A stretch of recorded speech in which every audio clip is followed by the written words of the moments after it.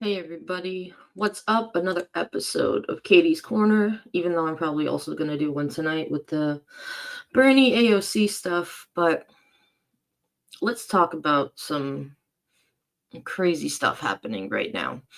Um, there's two things I want to talk about today. One of them is the text messages that have been released by the young Republicans. That is just, for me, just so disturbing and disgusting. And if you haven't heard about it yet, uh, hear about it here and we'll talk about it. And then the other thing I want to talk about is the something that I feel like isn't getting talked about much, and that is the special education department of the Department of Ed is basically now non-existent, and how messed up that is. So first we'll talk about the text, and let's hear what Chuck Schumer has to say. Now, I want to close by speaking briefly on an extremely disturbing report I just read in Politico. Earlier today, Politico published a story purporting to show thousands of private messages containing racist, sexist, and violent comments from young Republican leaders across the country. The leaked conversations are revolting. They make you want to throw up. They include comments supposedly from young Republican leaders saying things like, quote, "I love Hitler." Can you believe it? I can. They include gas chamber jokes. How sick. They include racist obscenities, including the N-word. They include jokes about sexual assault.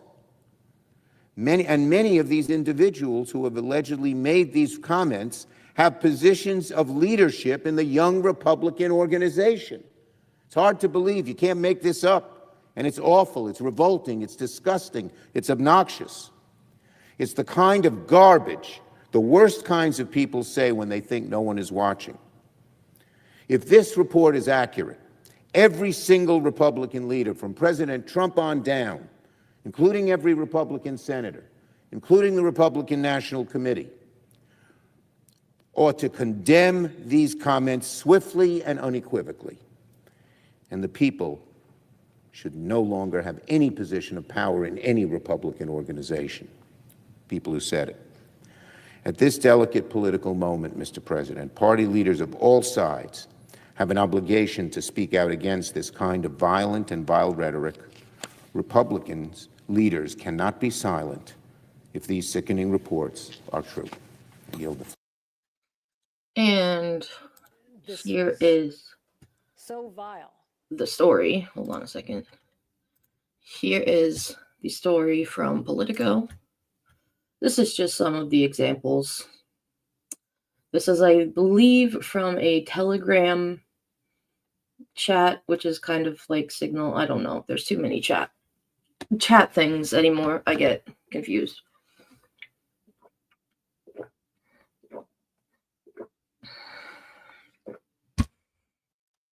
I don't even want to read so many of these because they're just so vile and disgusting. And I random ad in the middle of my thing. Just some more. Everyone that votes no is going to the gas chamber, and everyone that endorsed and then votes for us is going to the gas chamber. Like, how do people think this is funny in any way, shape, or form? 6 million people at least died during the Holocaust. Hi, Jazzy. And I don't know why in the year of our Lord 2025 that people still somehow think that this is in any way, shape, or form funny or a joking matter. And then they're talking about they know people that could jump people that don't endorse this. And they're talking about creating torture methods, some of the greatest physiological torture methods, fixing the showers to become gas chambers. Like, this is absolutely disgusting. And this is not just from young men. This is from young men, young women, and these messages are spanning more than 7 months from young Republican leaders of New York, Kansas, Arizona, and Vermont. And these chats offer an unfiltered look at everything.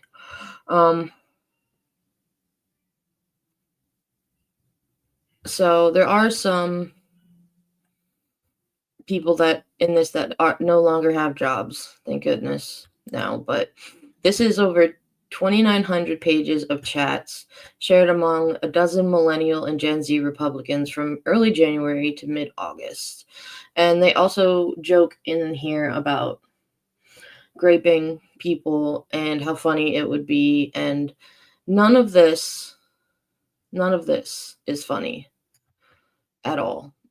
It's downright disgusting. It's downright scary. And these people just think that they can just joke about this. And they said, oh, Trump's too busy burning the Epstein files, so nobody will notice the way that they're talking. Whoever actually was brave enough to leak these chats, good for you. Keep them coming, because we need to know who these people truly are, because they're hiding in the shadows. Or they're like they're not even hiding anymore. Let's be real. Like, it's disgusting.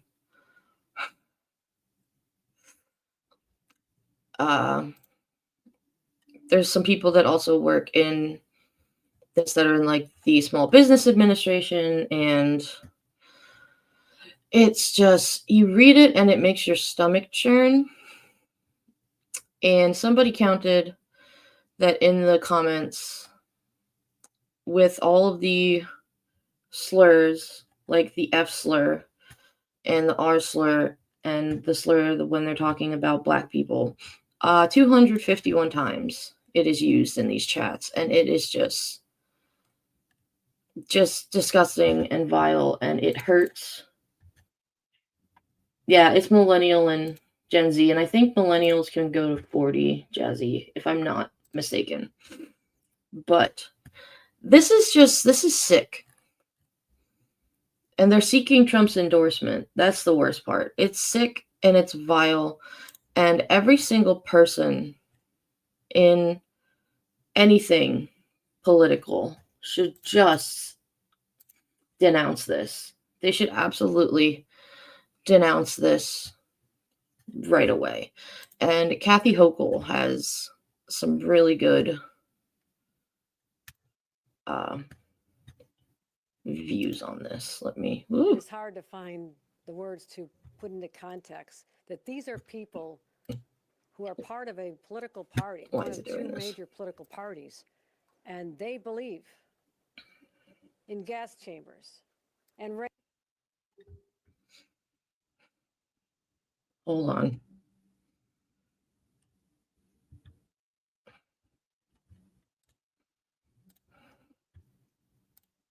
The future of the Republican There we Party. This was so vile.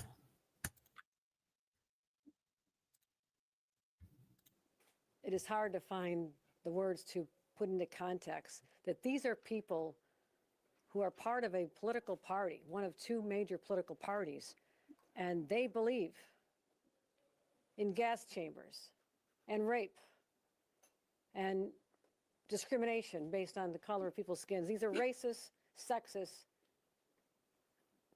disgusting remarks. And I would say this. We have a leader from the Republican Party in this state, the highest ranking individual, who in the backdrop of all this calls our candidate for mayor, one of our candidates for mayor, a jihadist and a terrorist. And then somehow says, oh, what they said, these young Republicans would. Pennsylvania's Supreme Court is our last line of defense. They've protected PA. Sorry, now y'all. It's up to us to protect them. Voting yes keeps justices that protect access to abortion, contraception, and prenatal care in Pennsylvania. Vote yes on November 4th to retain Donahue, Doherty, and Wecht. Was wrong. Like, look at what you say yourself. Look at your inflammatory words. Oh. Okay. The kids are with their grandparents. Savor it. maybe they have an effect on. Okay, my computer is just hating me right now. Here we go. It's been a day, guys. Da, da, da, da.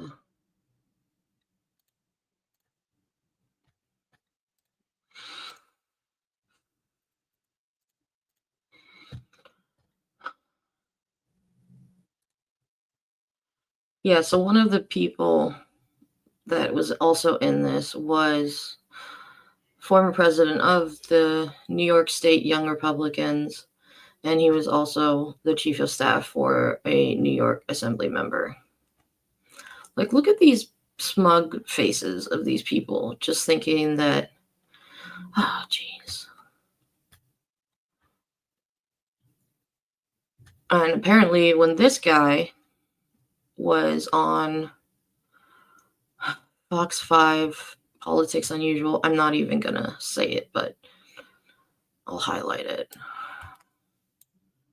Like, that's disgusting.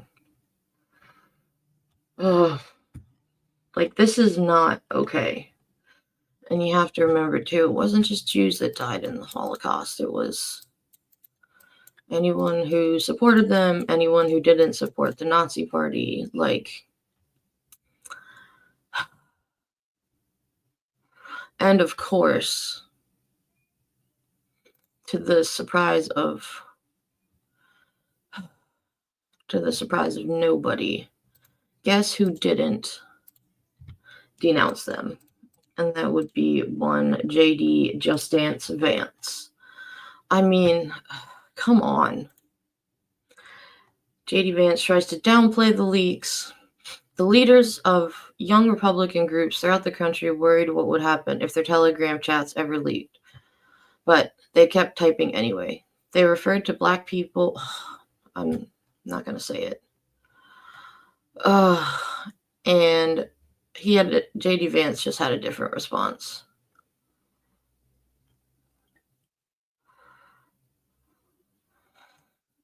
Just saying that, of course, it's pearl clutching, and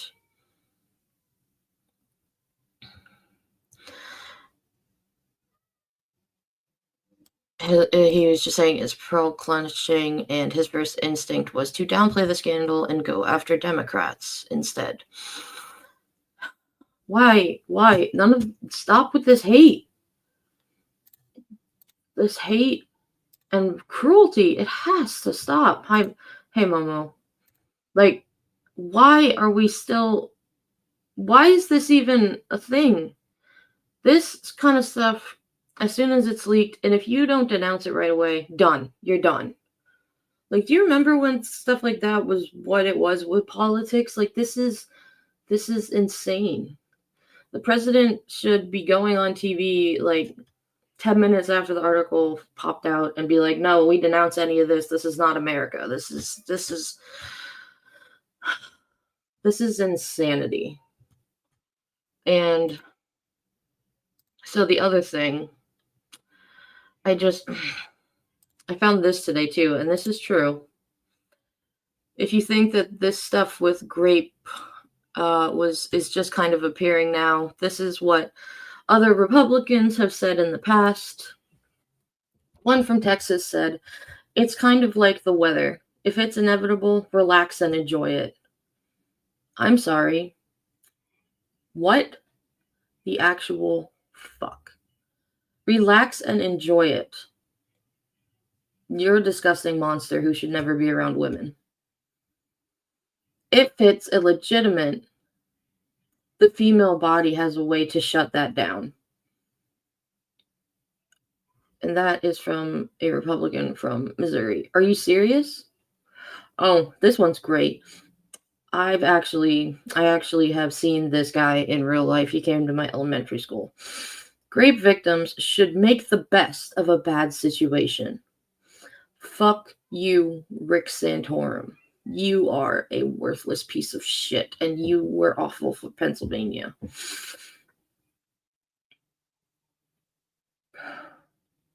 The fact that a woman said this is just a woman from Texas, of course, in the emergency room, they have what's called grape kits, where a woman can get cleaned out. You know what can't get cleaned out, you ignorant human being? The memories of all of that happening to you and the trauma that you go through. You can't just get that cleaned out. Oh my God. This last one, and these are all true, by the way. I've double checked this. This is not just some sayings. This last one, oh my God. If a woman has the right to an abortion, why shouldn't a man be free to use his superior strength to force himself on a woman? Are you fucking kidding me? At least the greatest pursuit of sexual freedom doesn't, in most cases, result in anyone's death. That last one? Doesn't result in death? Yes, it just because it doesn't result in death during the act. What if somebody is so traumatized that they then end their own life? Like, are you kidding me? And these are the people that are in charge of shit in this country? Like, this is just fucking insane. But according to this administration, this is just all the Democrats' fault. Because, we don't know. This is who and what the Republican Party has become. These people are disgusting, vile pieces of, yes, they are. And I have had, for me, I have had some friends in my life. This has been really hard for a lot of people, and it's been very hard for me in different reasons. But, I've had, especially with the stuff with Charlie Kirk, I've had friends in my life that now will talk about how, oh, both parties are bad. I hate Trump, but I also hated Kamala. And it's hard for me because, like, some of these people I've literally known, like, my whole life. And the fact that some of this is just kind of coming to light now, it's like, you want to just kind of yell and scream and be like, really, what did you hate about Kamala Harris? The fact that she was a successful woman, a successful prosecutor, or was it the fact that she was a woman trying to be in power, or black? If we had Kamala Harris right now, none of this would be happening. None of it. None of it. This is not about politics anymore. And it hasn't been about politics since this guy has jumped on the scene to try to be a politician. And that's what's so scary. This isn't about red versus blue. This is about right versus wrong. This is about having humanity or being evil. And speaking of that, so the other story that people are just not talking about, and I heard about this, I believe it was on Friday.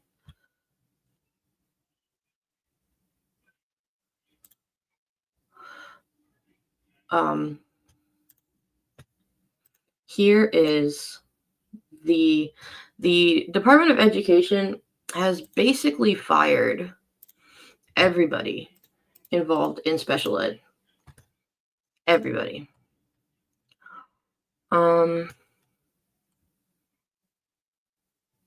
So the reduction in force is responsible for $15 billion in special education funds and for making sure that the states help with disabilities, and that's basically just all gone. It's decimating the office responsible for safeguarding the rights of infants, toddlers, youth, and others, and youth with disabilities.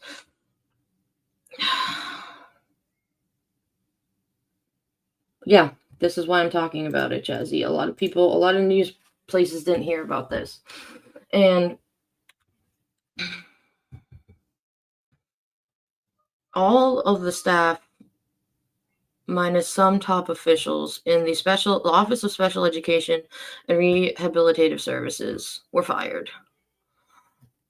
And the office is the central nervous system for programs that support students with disabilities, not only offering guidance to families, but providing monitoring and oversight of states to make sure that they are complying with the landmark Individuals with Disabilities Education Act. And what that is, when you think about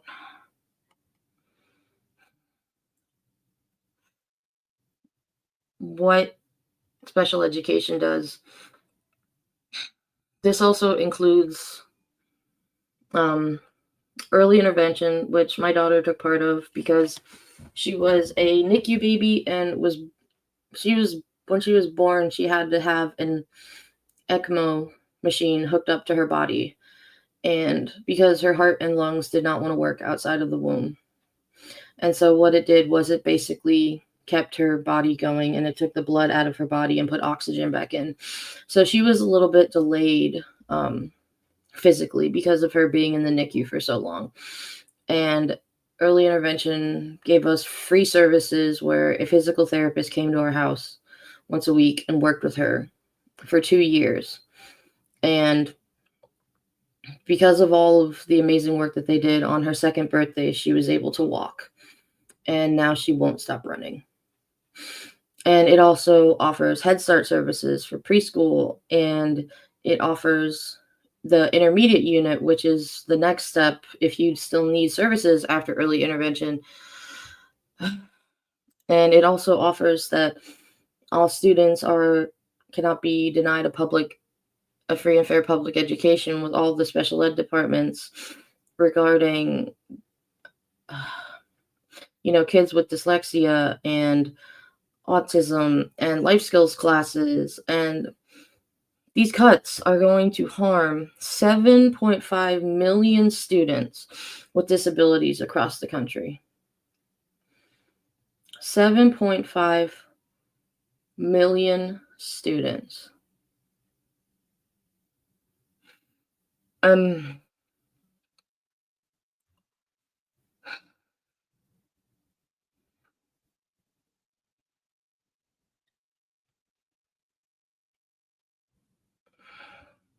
So if you do not know about the IDA law, it guarantees all children with disabilities the right to a free and appropriate public education.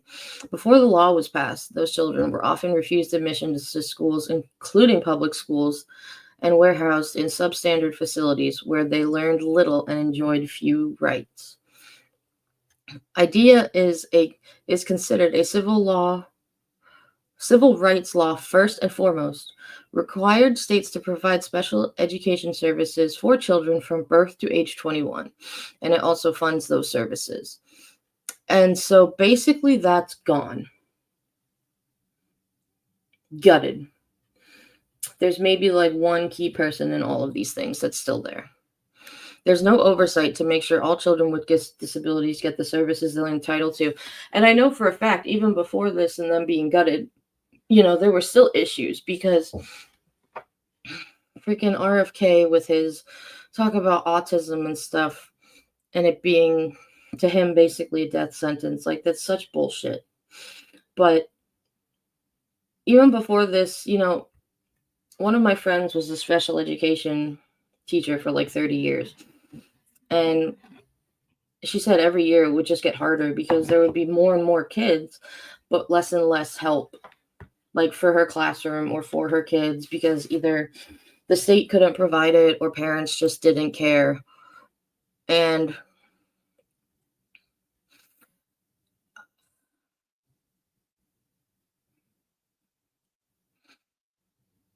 it says that eliminating these staffers does not at this point cut special education funding to the states, but it's going to be bad. I'm sorry. I don't listen to a thing that comes out of anything that comes from a .gov website anymore because it's absolute bullshit.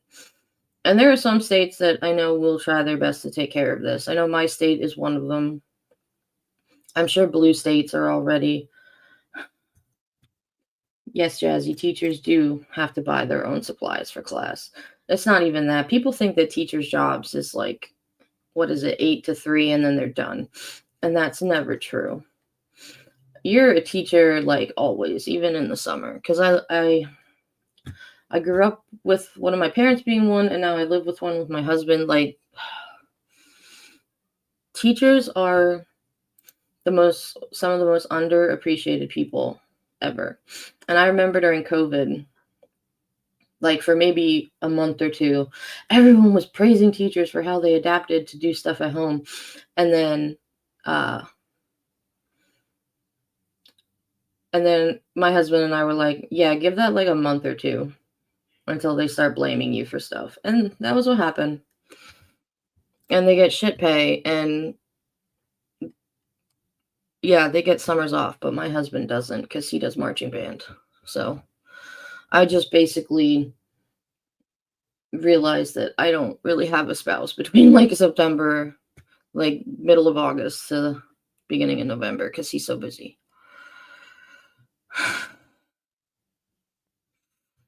This last line hits hard. Now the federal government is out of compliance with federal disability law. One OSERS employee told NPR. Another wondered, who will families go to when there's nobody left? That hits. Like, who will families go to when there's nobody left? This is insane. This is dangerous, is what it is. Because kids already in special education classes get treated differently because they have disabilities too. Because kids are mean and kids are awful. And it's generational what they learn from like their parents and stuff. Look at these young Republicans in those texts talking about the gas chambers and all of the slurs they were using for Black people and stuff. And it is so sad, and it is disgusting. And something for me, I guess I'm just going to be a bit vulnerable here, but I know that I have privilege as a white person. I know that. But what I can never wrap my head around is why is there so much hate? Like, why is there so much hate for people who have a little more melanin in their skin? Why is there hate for people that love the same sex that they are? Why? Why is there hate for somebody who is like a practicing Muslim? Why? You don't have a right to judge. I don't think that you have a right to judge other people because you, no matter what, at the end of the day, you do not know somebody else's story 100%. And living in hate and fear is heavy. It's very heavy. And it is a lack of education. Absolutely, Jazzy. Yeah, I grieve for my daughter right now because, a lot of these crazy Republicans that talk about all the Jewish stuff and like how women are less and everything, they probably have kids too.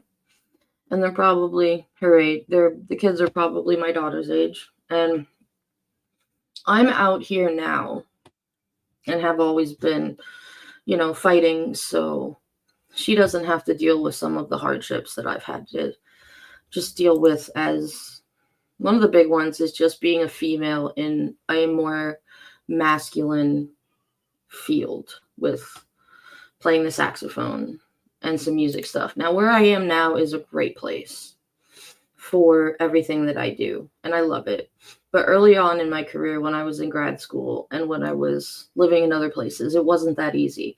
And I just want my daughter to know that it doesn't matter if she's a male or female, or if she is, well, yeah, it doesn't matter what her gender is or what she does.